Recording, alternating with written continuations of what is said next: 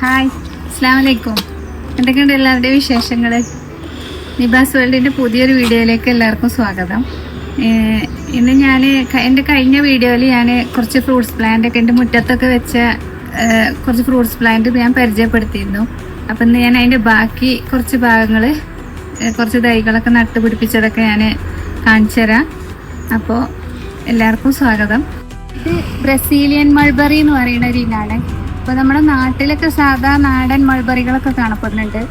ഇപ്പോൾ വിദേശ ഇനം മൾബറികളാണ് കൂടുതലും. ഇപ്പോൾ നമുക്ക് ഒരുപാട് ആളുകൾ ഇപ്പോൾ വിദേശ ഇനം ബ്രസീലിയൻ മൾബറി, പാകിസ്ഥാൻ മൾബറി എന്നൊക്കെ പറഞ്ഞിട്ട് വരുന്നുണ്ട്. ഇത് ബ്രസീലിയൻ, ഇതുമ്പോൾ 2-3 കായുണ്ട്. ഇത് ഈ ബ്രസീലിയൻ മൾബറിൻ്റെ പ്രത്യേകത എന്താണെന്ന് വെച്ചാൽ ഇത് ഇത്ര വലുപ്പമുണ്ട്. അപ്പോൾ ഇതുമ്പോൾ ഒരു പഴുത്ത കായ കിട്ടിയിട്ടുണ്ട്. ഇതാണ് കായ, കണ്ടില്ലേ? 2 കൂടി ഞാൻ കാണിച്ചു തരാം.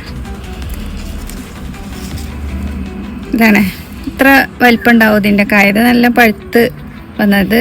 ഇതിപ്പോൾ ഇങ്ങനെ ആണെങ്കിലും കഴിക്കാൻ നല്ല മധുരം ഉണ്ടാവും.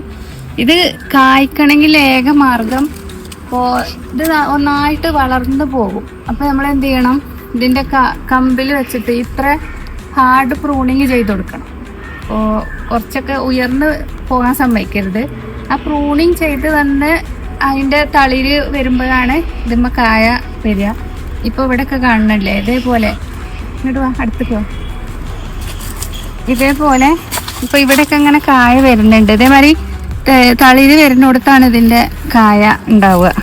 ബ്രസീലിയൻ മൾബറിയാണ്. ഇത് റംബുട്ടാൻ N18 എന്നൊക്കെ പറയുന്ന ഒരു ഇനാണ്. ഇങ്ങനെ 2 റംബുട്ടാൻ്റെ ഒരു തൈ ഞാനിങ്ങനെ അടുപ്പിച്ച് നട്ടതാണിത്. ഇത് യെല്ലോ കളറും ഇത് N18 എന്ന് പറയുന്ന ഒരു ഇനവും. ഇപ്പോൾ ഇത് ഈ മാർച്ച് മാസം ലാസ്റ്റ്, അതേപോലെ ഏപ്രിൽ മാസത്തിലൊക്കെ ആയിട്ട് ഇത് പൂവിടും. അതിനുള്ള വളമൊക്കെ ഞാൻ ചെയ്ത് കൊടുത്തിട്ടുണ്ട്. കാര്യമായിട്ട് പൊട്ടാഷ് വളങ്ങളൊക്കെയാണ് ഇതിനിട്ട് കൊടുക്കേണ്ടത്, പൂവിടാനും കായ്ക്കാനും, കായ നിലനിൽക്കാനൊക്കെ. അപ്പോൾ ഞാൻ എന്നിട്ട് പൂവൊക്കെ ഇട്ട് വന്നിട്ട് ബാക്കി ഞാൻ എനിക്ക് കാണിച്ചിട്ടുണ്ട്. ഇതിൻ്റെ റംബുട്ടാൻ മരങ്ങളാണ്. ഇത് ഞാൻ നട്ട മാംഗോസ്റ്റീൻ എന്ന് പറഞ്ഞ ഒരു ഫ്രൂട്ടിൻ്റെ പ്ലാന്റാണ്.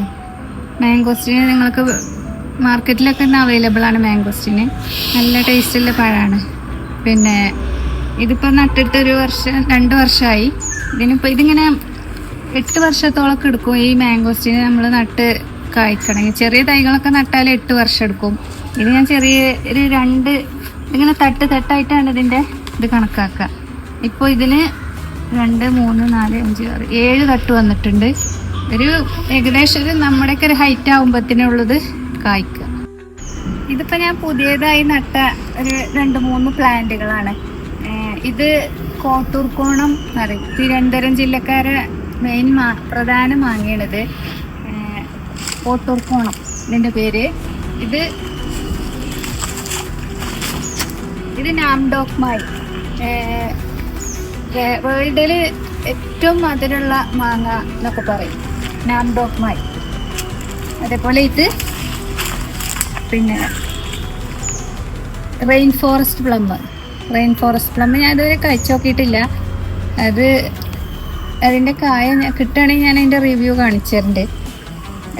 ഇപ്പോൾ നട്ടിട്ടേ ഉള്ളൂ. ഇതൊക്കെ 1 വർഷം കൊണ്ട് തന്നെ കായ്ക്കും, ഈ റെയിൻ ഫോറസ്റ്റ് പ്ലമ്മൊക്കെ.